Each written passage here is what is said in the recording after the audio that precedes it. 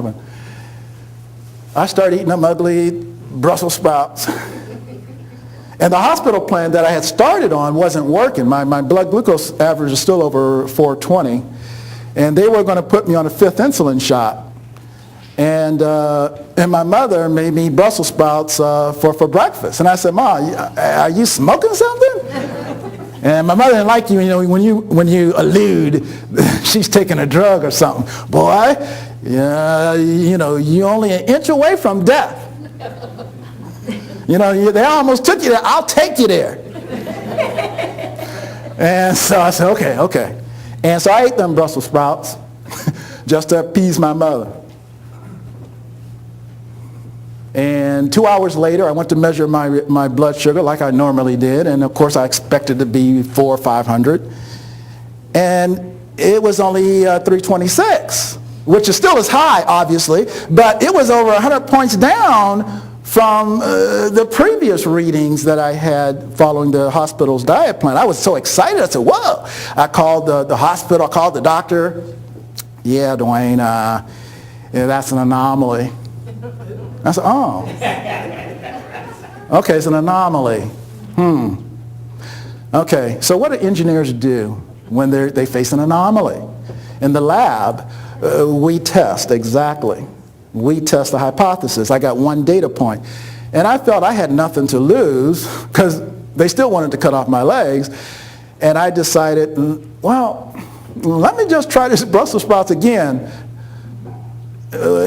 And I tried it for lunch, and after lunch, and my blood glucose level dropped, not 100 points, maybe about 55, 56 points. I went, whoa, I was excited. I called the doctor, got 2 data points. He goes, DeWayne, are you listening to me?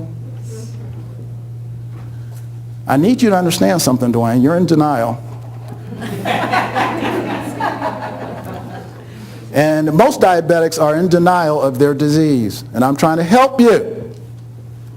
Whatever you read, you did it incorrectly. Go back to the original program. And so when I got off the phone, my mother asked what the doctor say. Now, I wanted to stay alive. So I said, yeah, Mom, what the doctor said, yeah, just, follow the program. I didn't tell her which program. And I felt, again, I had nothing to lose, and I continued to eat the Brussels sprouts for the next 7 days. By the end of the 7th day, my average glucose level was around 210. Again, it was still high, but it was steadily coming down. And when I started doing some research, actually my daughter had done some research, and I basically started to devise some programs around, was this really an anomaly? Is this an accident? And I discovered there are 5 foods that make you diabetic and keep you in a diabetic state. And there are 5 superfoods that will help to control and stabilize your blood glucose level and reverse the disease. And I'll get into that. The one other thing I just wanted to mention is that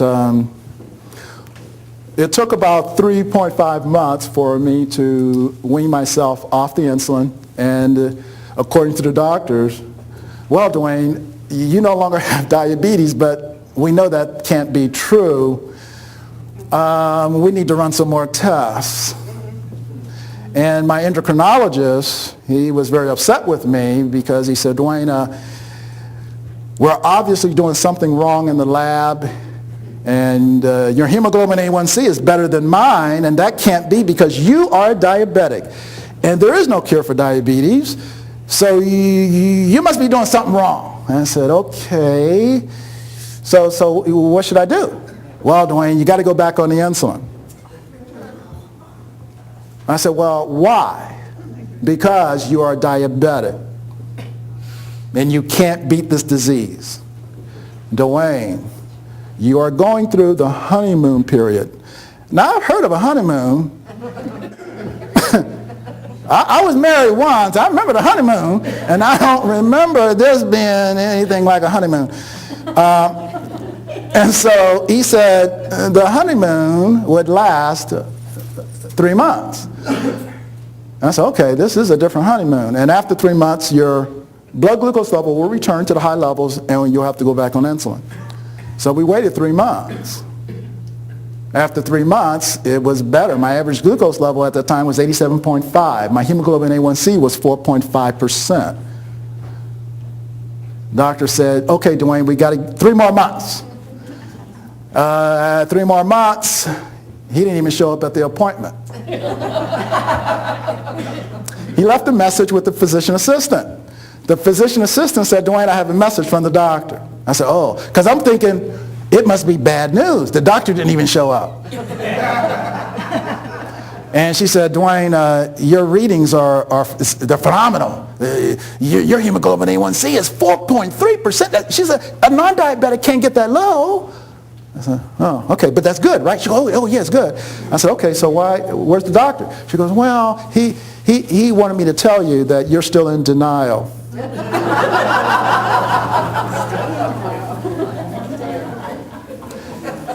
And until you recognize the reality of this disease, he will not see you. I said, wow. So I was a little disappointed, but I was happy at the same time. So as I was leaving, the physician assistant said, yeah, DeWayne, my mother's diabetic. Do you mind telling me what you did? And so I did. And it was maybe 6 months later, I got a call from her. She was crying on the phone. And I thought, oh my God, her mother died. I'm going to get sued. And she said, DeWayne, my mother is off the drugs, the medication. In fact, they were going to put her on insulin, and she no longer has to go on insulin. And I said, wow, that's fantastic. She goes, yeah. Can you send me some more notes? Because I had a little pamphlet. It was maybe 5 pages. But the questions she had required me to develop a 75-page pamphlet. It was costing me too much money to print the pamphlet. And then my mother said, son, write a book. And I laughed. I said, yeah, right, Mom. And my daughter said, Dad, you should write a book. Yeah, and I laughed. But finally, when I tried to convince my mother that I should not write the book because there are all these other books written on diabetes, my mother just looked at me and she said, son, what did your father tell you when you were growing up? By the time you have come up with all these excuses and wasted all my time telling me why you can't do something, you could have already had it done. And again, I can't win that battle, people. It was easier to write the book. So I've been somewhat fortunate to have such a great mother and a great daughter. And before we get into the biology of this disease, it's important to understand what causes diabetes. Now, I'm not going to explain this chart to you, but this is what we do. Engineers, we just love creating them charts. And so in engineering, we use different methodologies such as failure modes and effects analysis. We use Ishikawa diagrams, which is basically a fancy name for a fishbone, to basically do root cause analysis so that we understand at the cellular level what's happening with respect to a disease. We do the same thing with electronics and software. And then we love to develop flow charts to try to understand the dynamics of the disease. What are the sequence of events? How does the disease actually develop? And again, the only reason why I'm showing you this is just to show, I love pictures. And, but from all of those pictures, and what's really important to understand is that, and I think everyone in this room knows, some of the key factors obviously are nutrition, exercise, your emotional health, your spiritual health, your lifestyle, and all of those are under our control. There are other factors such as your ethnic background, your family background, the healthcare system. All of those you don't really have under your control.